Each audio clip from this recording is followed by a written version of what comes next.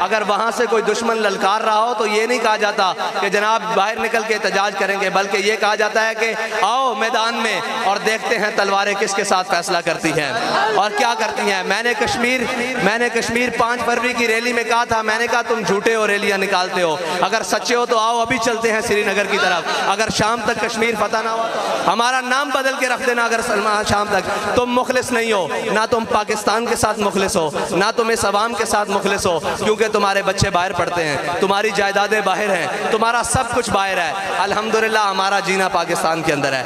जी नाज़रीन, मैं हूं आपका मेज़बान बाऊ हारून चिश्ती, आप देख रहे हैं निडर न्यूज़। जी नाज़रीन, मेरा आज का टॉपिक है हाफिज़ साद हुसैन रिजवी साहब का। नाज़रीन, तहरीक लब्बैक पाकिस्तान इस वक्त पूरे पाकिस्तान के सियासी ऐवानों में दर्द बन चुकी है। यानी कि इस तहरीक को कोई भी एक आँख नहीं हज़म कर रहा, यानी एक आँख नहीं देख पा रहा। आखिर ऐसी क्या वजह? क्या ये लोग दहशतगर्द हैं? क्या ये लोगों के पास वेपन्स हैं? और ये तो डंडा बरदार भी नहीं है कि जिनको पूरी सियासी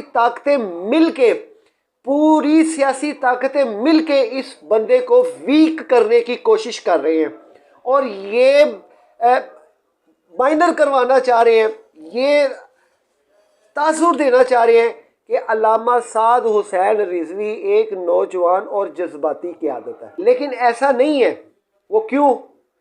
क्योंकि मेरे नज़दीक और एक आम फहम इंसान के करीब, मैं अवामी सर्वे के मुताबिक ये आपसे बात कर रहा हूँ, किसी बच्चे से भी पूछ ले कि यार हाफिज़ साद हुसैन रिजवी ज़्यादा ज़हीन फ़तीन है या बिलावल भुट्टो ज़रदारी ज़्यादा ज़हीन फ़तीन है। पीपल्स पार्टी की बुनियाद रखने वाले जुल्फ़कार अली भुट्टो की जो फरासत थी, जो उनकी बसीरत थी, सियासी बसीरत, उसका जो 100 का आखिरी दर्जा है ना, वो भी बिलावल भुट्टो ज़रदारी साहब नहीं है। वो क्यों नहीं है? क्योंकि उनका जो बोलने का लबो लहजा है, वो उन्होंने अपने लबो लहजे की तर्जुमानी 2018 में ट्रांसजेंडर का बिल पेश करके साबित कर दी है कि आखिर वो क्या बोलते हैं और उनका बॉडी लैंग्वेज क्या है। नाजरीन, जो सियासी बसीरत है वो एक अपना मुकाम और एक अपनी फरासत रखती है। हाफिज़ साद हुसैन रिजवी इस वक्त जिस मिशन पे चला है, वो मिशन इस वक्त हर मुसलमान और मोमिन की एक बुनियादी जो है ना वो जड़ है। बेसिकली ये क्यों नहीं दूसरी सियासी पार्टियों को भारे? चूँकि ये निकले थे सलमान तसीर के ख़िलाफ़। तो सलमान तसीर जो थे वो पीपल्स पार्टी के थे, जिसकी वजह से पीपल्स पार्टी ने ऐसे हर वो तरीके और हथकंडे इस्तेमाल करने के लिए दूसरी जमातों को भी इस चीज़ की तरफ राग़िब की है कि इस जमात को जो मर्ज़ी कर लो कि इसको ऊपर आने नहीं देना। अब हवेलियाँ में जो सानेहा पेश हुआ है, देखें यार, नामूसे रिसालत का मुनकर कौन है इस मुल्क के ऊपर? सबसे पहले तो उन पुलिस वालों हमला किया, उन पे गोलियां चलाई, उन पे डंडा बरदार की शेलिंग की। क्यों की? ये केस सुप्रीम कोर्ट आज खुद नोटिस लेती है, कभी किसी का, कभी किसी का, कभी किसी का। हमारा शिकवा सुप्रीम कोर्ट से भी है, क्योंकि शिकवा हक पर जानिब है, सबके साथ करना चाहिए, जो जायज़ है वो करना चाहिए। सुप्रीम कोर्ट के अगर ये पिटीशन दायर भी होती है तो उसके ऊपर तो सख्त नोटिस लेना चाहिए उस पुलिस के ख़िलाफ़। अगर नहीं तो आज खुद नोटिस लेके कम से कम मुसलमान आवाम इस्लामी जमहूरिया पाकिस्तान के अंदर रहने वाले कसीर तादाद से जमात के जो मुसलमान हैं उनकी दाद रसी तो की होती। इस वक्त तो गैर मुस्लिम भी इस चीज़ के कर्ब में है कि इन्होंने सानेहा हवेलिया में किया क्या है। पुलिस ने ये खुली दहशत गर्दी नहीं है तो क्या है यार? या कश्मीर में चले जाए, कश्मीर में जाके देखें जिस तरह उन पर कर्फ्यू नाफिज किया हुआ है और वो कर्फ्यू की जो है वजह से थोड़ा सा कोई एहतजाज करने के लिए बाहर आते हैं, उनको डंडे मार के भगा देते हैं। ये आज़ाद रियासत है पाकिस्तान। पाकिस्तान में रहने वाले जो मुसलमान हैं उनको उनका हकूक़ नहीं मिलेगा तो इस्लामी जमहूरिया पाकिस्तान किस चीज़ का? ये मेरा सवाल खैबर पख्तूनख्वा की पुलिस से है। हम सहाफ़ी लोग हैं, हमारा हक है सवाल करना, कड़वा लगे, अच्छा लगे, मीठा लगे, सच्चा लगे, हमारा सवाल अपनी जगह है। अब नौजवान क़यादत को वीक करने की इंतहाई अब आगे जो है तहरीक लब्बैक वालों के लिए बहुत बड़ा ग्रैंड ऑपरेशन तैयार किया जा रहा है। खुफिया ज़राए के मुताबिक ये रिपोर्ट मैं आपके सामने पेश कर रहा हूँ। वो क्या ग्रैंड ऑपरेशन किया जा रहा है, ये तहरीक लब्बैक की सोच भी नहीं होगी कि उनके गिर्द कौन सा घेरा तंग हो रहा है। मेरी तहरीक लब्बैक वालों के साथ हमदर्दी है और मैं हो सकता है तहरीक लब्बैक को ही सपोर्ट करता हूँ और करता रहूँगा। और ये मेरा आप कह लें कि ये मेरा मिशन है और मैं इस मिशन से पीछे नहीं हटूँगा। लेकिन तहरीक लब्बैक के अंदर ऐसी कोई ज़हीन व फ़तीन क़यादत होनी चाहिए जो कि आगे आने वाले इलेक्शनों से पहले, ये मेरी आप बात ज़हन में रखिएगा, तहरीक लब्बैक वालों से मुखातिब हूँ कि बहुत बड़ा आपके ख़िलाफ़ जो है ना ग्रैंड तैयार किया जा रहा है। आप अपना जो है ना हसार बंदी करें और हसार बंदी भी कानूनी करें, कानून के साथ रिलेटेड रहें। ये कानून से हट के अगर आप कोई रास्ता इख्तियार करते हैं उससे आपको कोई फ़ायदा होने वाला नहीं है। मज़ीद आपकी जमात जो है ना वो डाउनफॉल होती जाएगी।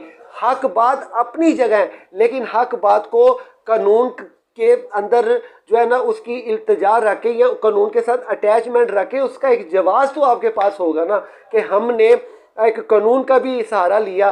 कल को कानून ये कहने वाला नहीं होगा कि तहरीक लब्बैक ने हमसे कोई राब्ता नहीं किया, खुद ही अपने फैसले करती है, जब चाहे रोड बंद कर देती है, जब चाहे अपनी बात मनवाने के लिए आ जाती है। तहरीक लब्बैक पाकिस्तान बेशक एक अटल हक के ऊपर चली हुई है। हम इस पाकिस्तान में नई खिलाफत का निज़ाम आता, नो प्रॉब्लम, जमहूरियत के निज़ाम में ही सही, हमें ऐसी क़यादत चाहिए जो कम से कम इस्लाम के नाम पर सीरियस हो और इस्लाम के नाम पर सही दिलो जान से जो है ना वो इस्लाम की जो तर्जुमानी करने वाली हो। जिस तरह ज़ियाउल हक साहब थे, जिस तरह जुल्फ़िकार अली भुट्टो मरहूम रहमतुल्लाह अलैह, मैं उनको इसलिए कहता हूँ क्योंकि उन्होंने नामूस रिसालत का पहरा दिया और वो कानून पास करवाया दीदा दिलेरी के साथ। और साइन करते वक्त उन्होंने ये भी कहा था कि मैं अपनी मौत पे दस्तखत कर रहा हूँ। मैं उस शख्स को सलाम करता हूँ कि उसने नामूस रिसालत के ऊपर जो है उसने पहरा भी दिया और वो ख़ास जो है औलिया इकराम का एहतराम करने वाला था, एक मजहबी सोच रखने वाला था और एक दलेर आदमी था। और सिक्योरिटी काउंसिल में जाके जिस तरह उसने फाड़ के उनके जो ज़वाबित है ऐसे उठा के उनके फेंके हैं, हमें ऐसी लीडर की आदत चाहिए जो हमारे पास नहीं है। और ऐसी लीडर की क़यादत झलक मिलती है हाफ़िज़ साहब से, रिजवी साहब में मिलती है, इमरान खान में मिलती है, गो कि इनका आपस में लाख इख्तलाफ हो, लेकिन जो हकीकत है वो ये है, इनमें मिलती है। लेकिन इसके अलावा पाकिस्तान में कोई ऐसी क़यादत नहीं है जो सिक्योरिटी काउंसिल में समझौता करने के लिए तैयार हो जाती है। लेकिन मुशर्रफ साहब इंतहाई ग्रेट आदमी थे और आज भी दुनिया क़यामत तक, पाकिस्तान जब तक कायम रहेगा, मुशर्रफ को दुनिया जो है ना आंखों में घुसून दे दे के रो रो के याद करेगी कि ऐसा लीडर जो है हमने उसकी कदर नहीं की है, उसको खो दिया। तो मैं इसी के साथ अपनी गुफ्तगू को समेटता हूँ। मेरा सिर्फ मकसद ये था कि मैं आपको ये चीज़ बावर कराऊँ तहरीक लब्बैक को कि आप जिस रास्ते पे आप जा रहे हैं वो रास्ता ठीक नहीं है। क्योंकि देखिए हवेलियाँ में आपके साथ ये इशू हुआ, मैंने वो वीडियो देखी जिसमें हाफ़िज़ साहब से रिजवी ने कहा अगले इतवार को सवेरे 10 बजे आ रहे हैं, प्यो दे तो उत्थे ही रहना। पहली गल है कि तुहानू ऐ नहीं सी कहना चाहिए।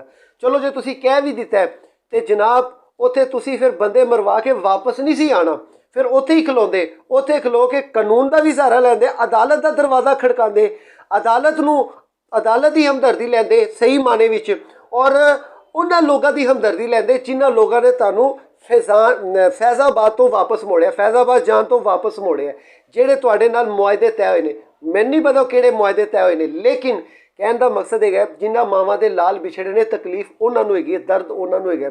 इस्लाम की खातर मेरी भी जान हाज़र है।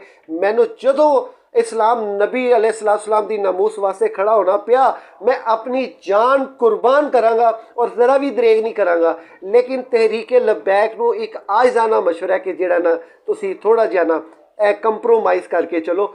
सिर्फ ये नहीं ਕਾਨੂੰਨ ਦੇ ਨਾਲ ਕੰਪਰੋਮਾਈਜ਼, ਕਾਨੂੰਨ ਨੂੰ ਨਾਲ ਲੈ ਕੇ ਚਲੋ, ਇਹ ਕੰਪਰੋਮਾਈਜ਼ ਕਹਿ ਰਹੇ ਹਾਂ। ਬਾਕੀ ਤੁਸੀਂ ਹਰ ਲਿਹਾਜ਼ ਨਾਲ ਠੀਕ ਹੈਗੇ ਹੋ। ਬਹੁਤ ਸ਼ੁਕਰੀਆ।